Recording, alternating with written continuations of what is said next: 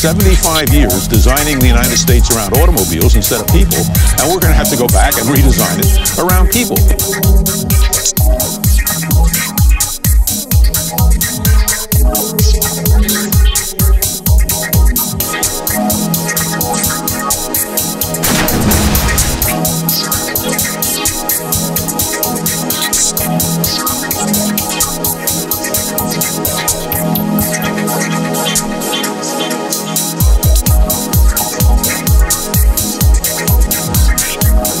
I'll put in very blunt terms, on the existing global resource base, assuming current levels of use of oil, we believe that there is at least 30 to 40 years oil reserves adequate to deal with current use.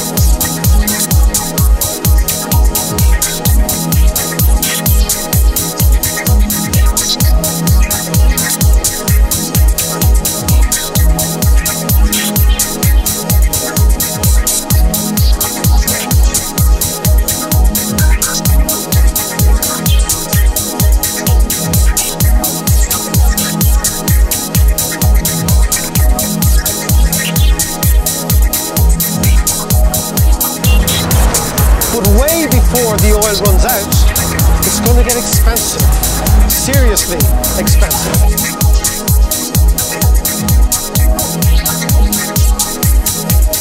There's been this theory about peak oil, which always looked at the reserves, at the amount of oil that's in the ground. And what most people didn't realize is we're at the end of cheap oil, not at the end of oil.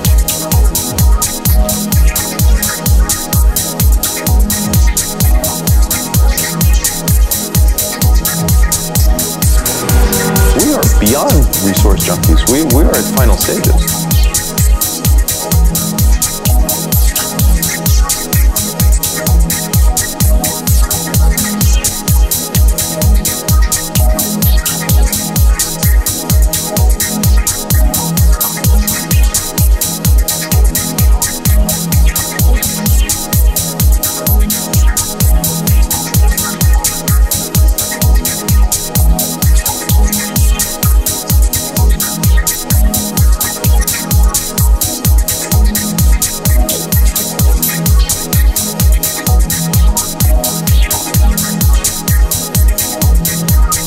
The reason that we need to do this faster is not to save the planet, it's to save ourselves from what we've done to ourselves with an addiction to a substance that is rapidly disappearing.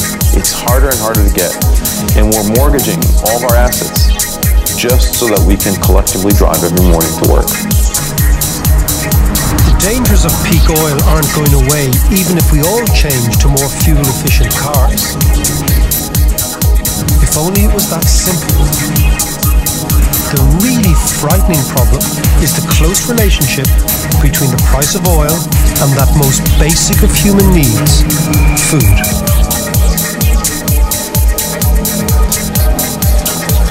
Fertilizers, pesticides, and transport that make modern agriculture possible are entirely reliant on oil products. We're effectively eating fossil fuels. And we've never been hungrier.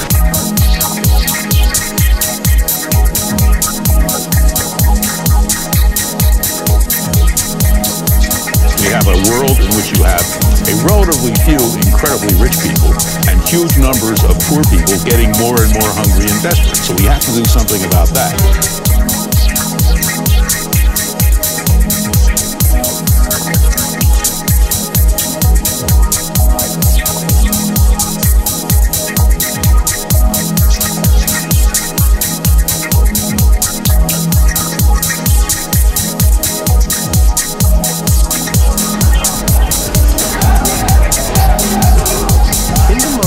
Before the financial crisis hit, we got a taste of what the food future may look like. The price of foods tracked the sudden rise in the price of oil. When oil spiked to nearly $150 a barrel in 2008, food prices doubled. the skyrocketing costs of wheat, corn and rice led to riots in 30 countries and put millions of lives at risk.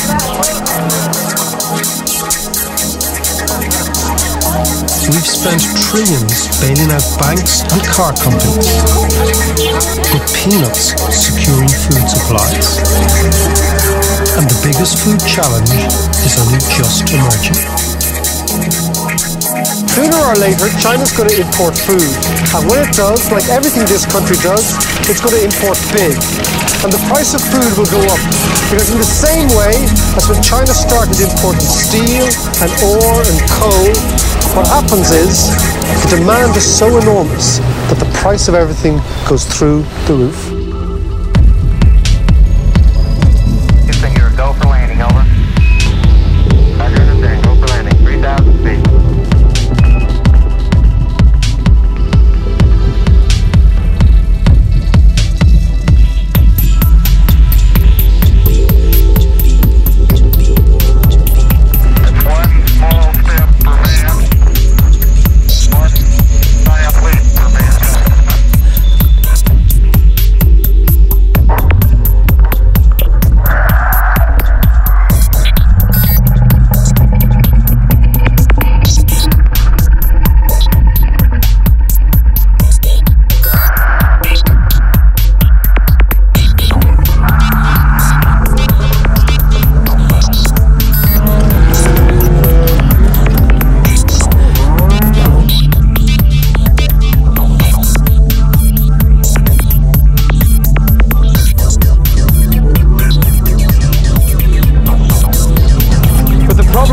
There's a big trade-off, because if we want to eat a lot more of this, we're going to have to do with a lot less of that.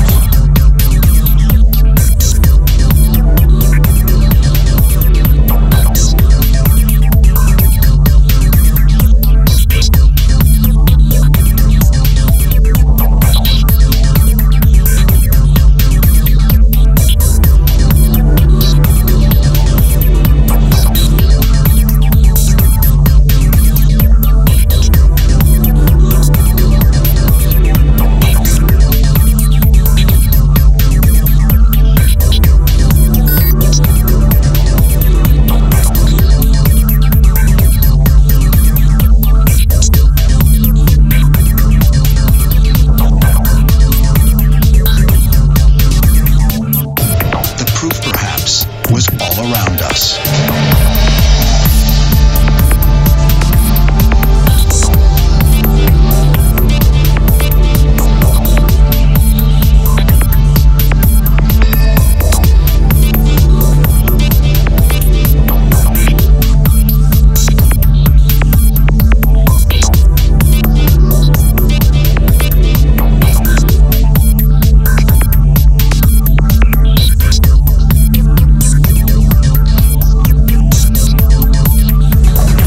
The irresistible force of these new consumers is about to smash into the immovable object of the world's finite resources.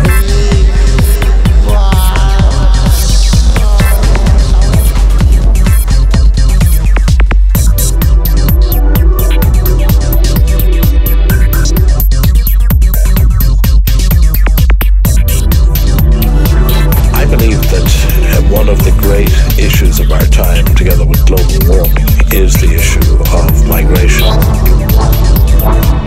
This inevitably leads to great movement of people, which is both inevitable .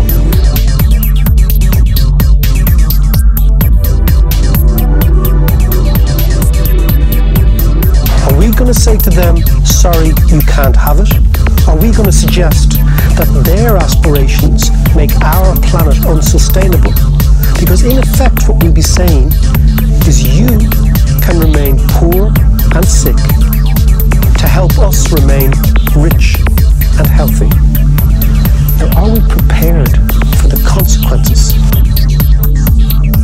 If mankind could travel the skies and go to other planets, why couldn't beings from other planets visit the Earth?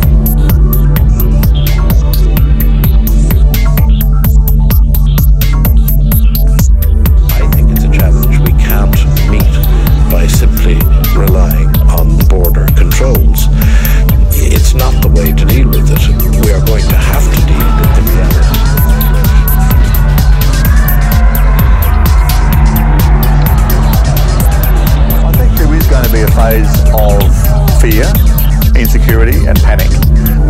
involved in that kind of nationalistic, let's put the borders up and keep them out. That's going to happen. If you feel as though your country is threatened or your family is threatened or your community is threatened, you want to be defended. And so at that point there will be nationalistic leaders emerging saying, I can fix this for you in a populist way.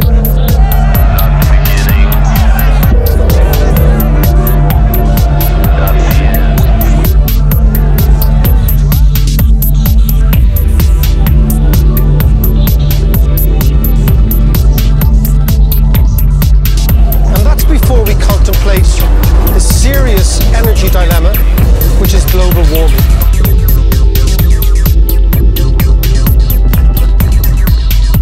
Compared to these, the global financial crisis looks like small beer. Now, a crisis would be the end of energy supply. A crisis would be 1 billion people not having enough food to eat. A crisis would be people going to war between countries over water. That's a crisis, and that's the crisis we're seeing coming.